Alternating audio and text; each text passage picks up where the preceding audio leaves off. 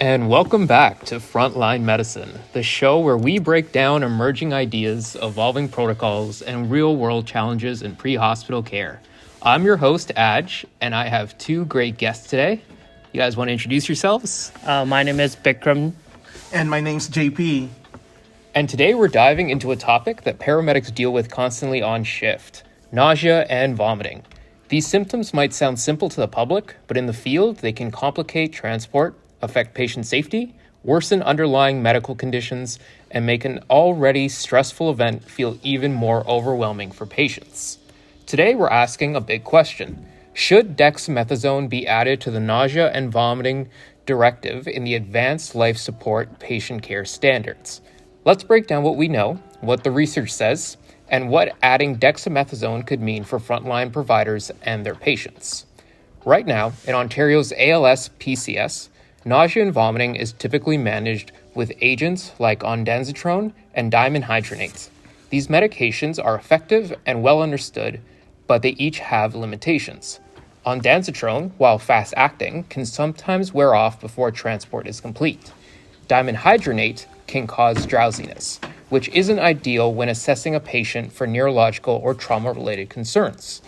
Meanwhile, other EMS systems, like British Columbia Emergency Health Services, highlight nausea and vomiting as conditions that benefit from targeted management to reduce aspiration risk and improve patient comfort. These guidelines emphasize early treatments and the importance of minimizing ongoing vomiting during transport. So, the need is clear. We want options that last longer, reduce repeat dosing, and support safer, smoother transport. And that leads us to dexamethasone. Well, thank you very much, Aj, for inviting me to the show and whatnot. And thank you. And it is my great privilege to introduce dexamethasone, at least what it could possibly bring for our table. Now, again, dexamethasone isn't a new medicine. It's widely used in hospital, and we're using it in our pre-hospital setting. It's an anti-inflammatory, and studies have shown it's got antiemetic properties. In fact, it's been a go-to drug in surgical and oncology setting because of its one major advantage. It prevents nausea, not just in the moment, and it extends for hours after administration. And I want to point out a study by Henze and colleagues that they reviewed the use of dexamethasone for post-operative nausea.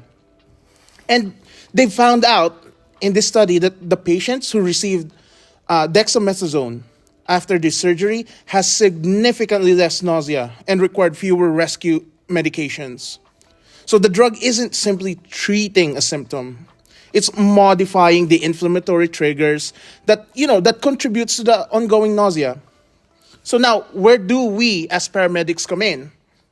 Because of our patient, right? They don't just have a one-time episode of vomiting. That's the reason why they're calling us. Like, it might have been a chronic symptom, or they just have experience of vomiting that's more than usual. So, again, they will probably vomit during transport. And symptoms, like hours later, their symptoms would persist. And again, due to offload delays and whatnot, they would still be vomiting while they're waiting in the emergency department. So again, we're just trying to propose that a single dose of Dex has a long therapeutic window. Again, it's something that we probably should consider, especially since the frontline emetics that we have in our disposal just can't provide. It's delayed, but as a trade-off, its extended action could pair nicely with the immediate effects of ondansetron. And again, it's not meant to replace our current existing medication options. It's just meant to support them. So now, I just want to point out the potential benefits for pre-hospital care. So if Dex is going to be added potentially in our standards, we'll see several improvement. I want to point out longer symptom control. So instead of redosing antiemetics or fighting through continued nausea, which again, it's not comfortable for the patient, especially during long transport or offload delays. So patient may experience more relief, and it lasts well into their ED stay. Another potential benefit that we could see is the reduced risk of aspiration. Because again, vomiting, especially aspiration, in a moving ambulance is very dangerous. So we can just if we could just reduce the risk early, we could protect the airway and the safety of our patient, right?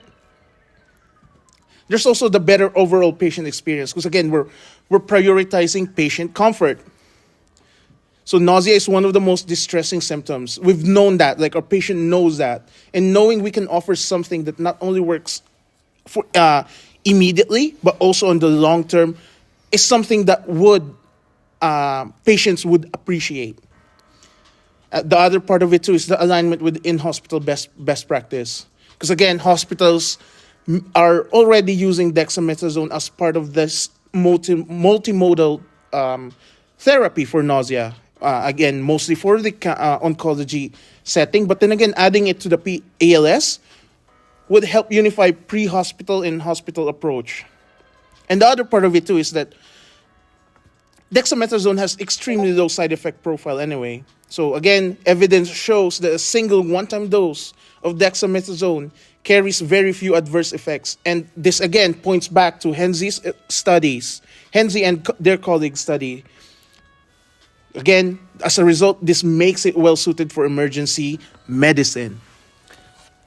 Okay, thank you, JP. And I will be talking about the challenges and the consideration. Of course, no medication is perfect. Dexamethasone isn't fast-acting. It works best as a preventative antiemetic rather than a rescue medication. There's a small increase in blood glucose after administration, which matters for diabetic or septic patients.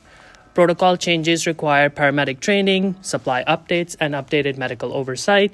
But compared to the potential benefits, these concerns appear manageable and predictable. Lastly, we'll talk about, should dexamethasone be added to nausea and vomiting directive in the ALS PCS? Based on the research, clinical experience from other EMS jurisdictions, and the evolving best practices in emergency medicine, the answer seems to be leaning strongly towards yes. It won't replace ondansetron or dimenhydrinate, but it could enhance them, offering patients longer-lasting comfort and reducing complications associated with ongoing vomiting. As paramedics, our job is to not only treat the urgent problem in front of us, but also to anticipate what's coming next. Dexamethasone help us do exactly that.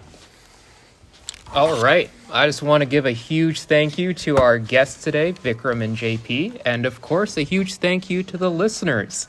If you enjoyed today's episode, share it with a fellow paramedic student, medic, or healthcare provider. We'll be back next week with another deep dive into the world of pre-hospital care.